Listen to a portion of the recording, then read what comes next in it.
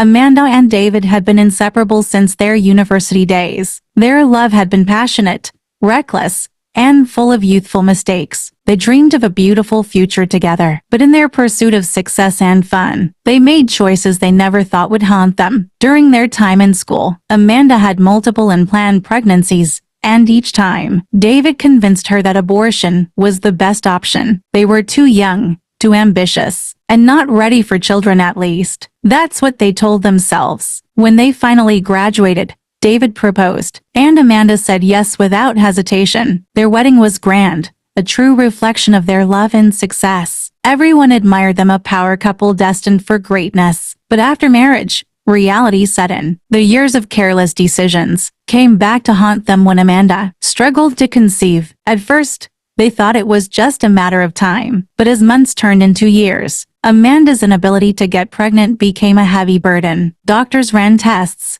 specialists recommended treatments, and prayers were whispered into the void. Yet, nothing changed. Amanda blamed herself. Deep down, she knew that the repeated abortions had damaged her body. David, who once reassured her that it didn't matter, began to grow distant. His once loving words were replaced with cold indifference. At family gatherings, the questions became unbearable. "When are we expecting good news?" Relatives would ask with hopeful smiles. Amanda would force a smile, while David would simply walk away. Their love was fading, and Amanda could feel it slipping through her hands. One evening, as Amanda prepared dinner, she noticed how often David had been coming home late. His excuses were weak, and the affection they once shared was almost non-existent. Then she noticed something else: his growing interest in their housemaid, Anita. Anita was young, quiet, and innocent. She never spoke unless spoken to, always keeping her eyes down when David was around. But Amanda wasn't blind. She saw the stolen glances,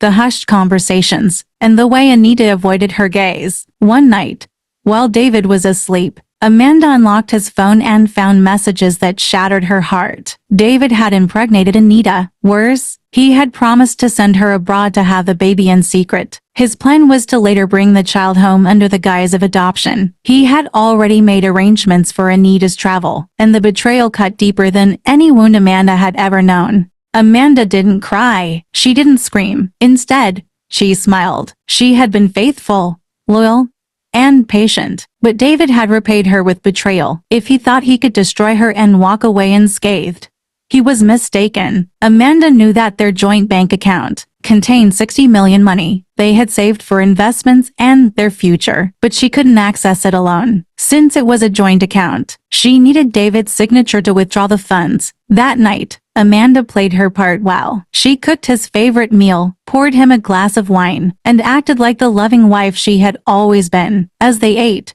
she brought up an investment opportunity abroad. David, blinded by greed and convinced that Amanda was still in the dark about his affair, readily agreed. He signed the check without hesitation, believing they were making a financial move together. The next morning, Amanda wasted no time. She went straight to the bank and cleared out the entire $60 million.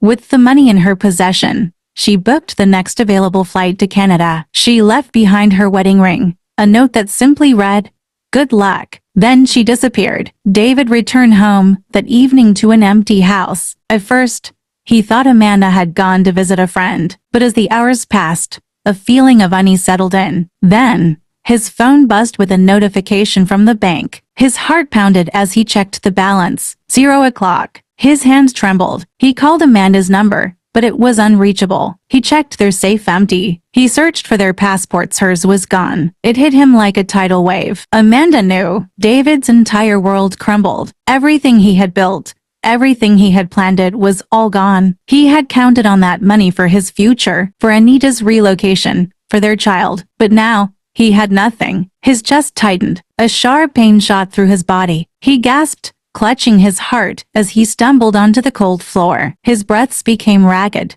and darkness clouded his vision. Within minutes, David was gone. A heart attack caused by stress, betrayal, and the weight of his own guilt. Amanda was settling into her new life in Canada when she received the news. A message from a mutual friend read, "David is dead. Heart failure." He didn't survive the shock. For the first time since she left, Amanda felt something: pity, sadness, but not regret. She thought about the man she once loved, the dreams they once shared, and the betrayal that ended it all. But she had warned him. In Canada, Amanda started over. With the money she had taken, she invested wisely, building a business and creating a life she never thought possible. She no longer had to live under the weight of David's betrayal. She was free. Sitting by the window of her penthouse apartment, Amanda reflected on everything. Life had given her many chances, and she had made choices, some good, some bad. But in the end, she refused to be a victim. David had thought he could betray her and move on unscathed, but Amanda had the last laugh.